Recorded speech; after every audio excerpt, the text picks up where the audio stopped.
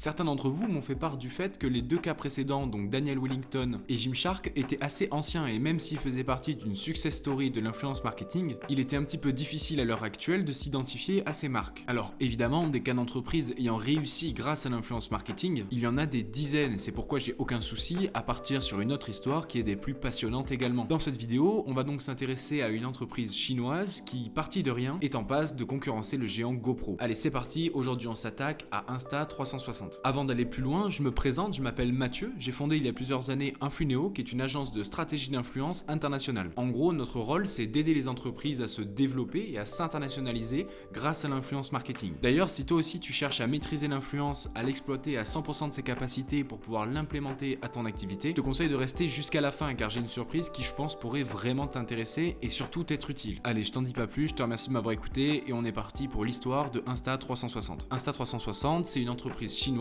qui figure aujourd'hui parmi les principaux leaders des caméras immersives, c'est-à-dire qui ont la capacité de pouvoir filmer à 360 degrés. Depuis 2014, elle a très rapidement fait parler d'elle. Mais avant de comprendre le succès de cette entreprise, il est capital de se pencher sur la personne qui en est derrière. J'ai nommé Jika Liu. Tout commence au début des années 2010. Alors que Jika, étudiant en génie logiciel à l'université de Nanjing et passionné de photographie, il va assister à un concert qui va changer totalement sa vision du monde. Il observe tout autour de lui, que ce soit les installations, les caméras, les appareils photo. C'est à ce moment-là que germe une interrogation qui sera le moteur de sa vie future. Il se demande alors pourquoi l'ensemble du concert n'est pas filmé en 360. Selon lui, cela proposerait une expérience alternative et surtout supérieure aux rendus qui sont pour lui plus traditionnels. Déterminé à faire donc de ce rêve une réalité, il transforme chez lui sa chambre en véritable atelier. Cependant, lancer une entreprise et qui plus est dans la tech, c'est pas facile. Il faut de l'argent, du temps, de l'innovation, de l'expérience, etc., etc. Mais heureusement pour lui, il n'était pas à son coup d'essai et avait des expériences très positives, notamment dans l'entrepreneuriat. Il disposait donc d'un petit peu de fonds pour pouvoir lancer convenablement son activité. Petit à petit, il investit donc dans des prototypes qu'il fait fabriquer dans des usines locales et en 2015, ça y est,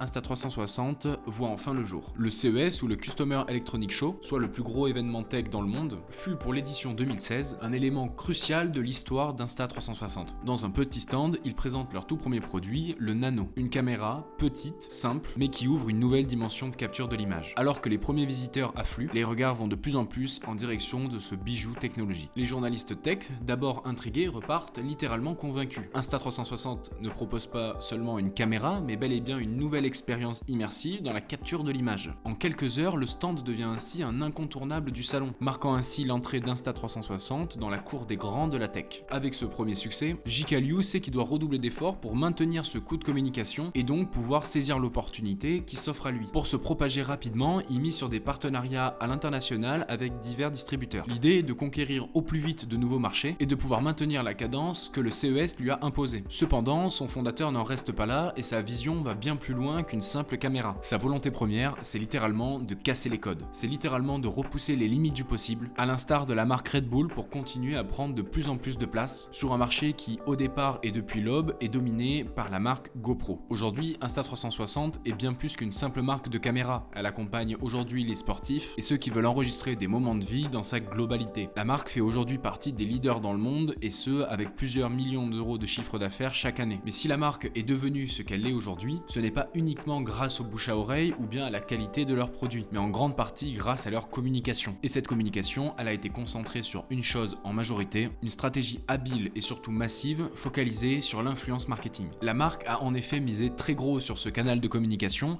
et n'y est vraiment pas allée avec le dos de la cuillère. Lorsqu'on analyse ça de plus près, il y a une chose qui est marquante, c'est la volonté de s'inscrire dans des niches précises et donc de réaliser des actions multiples sur la micro-influence. Pour rappel, la micro-influence, c'est le fait de sélectionner des créateurs s'inscrivant dans un registre qui est précis, que l'on peut appeler niche ou bien encore univers, et qui généralement ont des communautés plus petites que certains gros créateurs de contenu. Cela facilite généralement les interactions entre les créateurs et leur communauté, ce qui donc derrière favorise l'engagement. Ici donc, Insta360 a été très ingénieux et a souhaité, tout comme Red Bull, s'orienter sur une niche outdoor, voire sport extrême. Alors on pourrait trouver ça curieux et se dire pourquoi pas directement aller sur des contenus voyage ou autre, mais en réalité l'idée derrière ce choix de niche est très cohérent. En misant sur celle-ci, il pouvait directement concurrencer des acteurs comme GoPro par exemple, obtenir un maximum de contenus qui sont facilement facilement reconnaissable à la manière d'enregistrer de Insta360, mais surtout bénéficier de la viralité qui est associée à ces sports lorsqu'ils réalisent notamment des vidéos avec des actions qui sont relativement époustouflantes. Et oui, en se positionnant sur cette niche, tous les créateurs réalisant des vidéos pour tenter des records ou autres le font dorénavant avec des produits Insta360 pour les enregistrer. C'est une façon pour les créateurs d'avoir une nouvelle manière de créer du contenu. Pour la marque, c'est l'occasion de se différencier par leur innovation et par le rendu de ces mêmes contenus. La marque s'est concentrée donc sur des sports où le sensationnel pouvait vraiment être mis en avant, comme par exemple la moto, le vélo, le ski, le surf, etc., etc. Ce choix de niche a apporté et apportera encore une grande dose de visibilité, de par le rendu qui est directement reconnaissable, ainsi que par les mentions dans les commentaires, etc., etc. Pour un aspect plus technique, la marque s'est concentrée sur deux univers précis, celui de la photographie et de la tech. En effet, la marque a demandé des analyses de ses produits par des professionnels pour pouvoir guider les potentiels clients vers l'achat d'un produit Insta360. De manière générale, c'est hyper important pour une marque tech d'avoir ce genre de contenu à disposition. D'ailleurs, si vous regardez bien, elles le font toutes. Cela leur permet de gagner en visibilité pour leurs produits et surtout de permettre aux futurs utilisateurs de pouvoir se projeter et de regarder le produit en temps réel,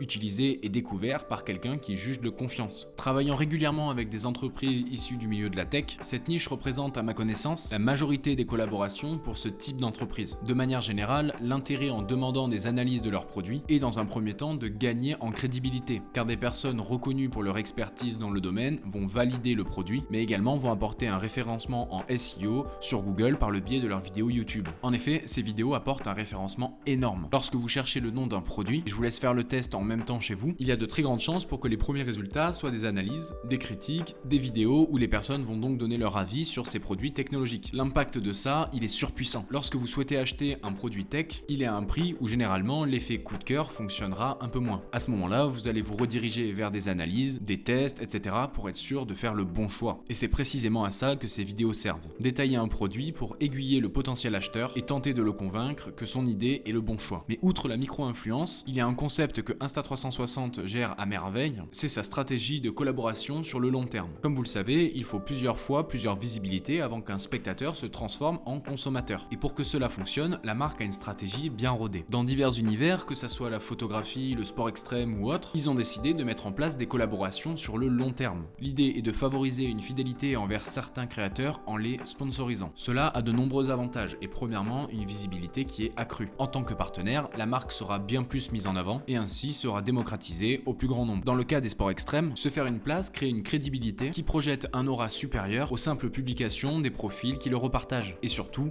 créer des collaborations sur le long terme avec des créateurs est très attractif d'un point de vue tarifaire. En effet, si vous offrez une certaine stabilité aux créateurs, les prix au prorata seront bien plus avantageux que si Insta360 avait par exemple dû payer à la publication. Également, cela permet à Insta360 d'avoir une certaine visibilité sur le long terme et ce avec les mêmes spectateurs. Ces derniers se familiarisent avec la marque et le produit et ainsi seront donc plus déterminés à passer à l'action si elles le souhaitent. Leur stratégie long terme est centrée au cœur d'une vision en influence marketing. L'idée étant d'alimenter en nombre les collaborations et de garder quelques créateurs pour les garder en véritables partenaires. De manière générale, les entreprises de la tech asiatique ont cette faculté à allouer un gros budget pour faire du volume et ainsi réaliser des dizaines et des dizaines de collaborations tous les mois. Cette stratégie est de manière générale dupliquée dans tous les pays d'Europe et même du monde. Avec cela, ils ont les données pour analyser les profils ayant obtenu les meilleurs résultats et ainsi pouvoir se concentrer dessus. C'est une stratégie qui est tout à fait pertinente mais qui peut sembler coûteuse au premier abord. Elle nécessite donc d'être réfléchie et travaillée avec des connaissances précises. D'ailleurs, si vous aussi vous êtes intéressé par l'influence marketing,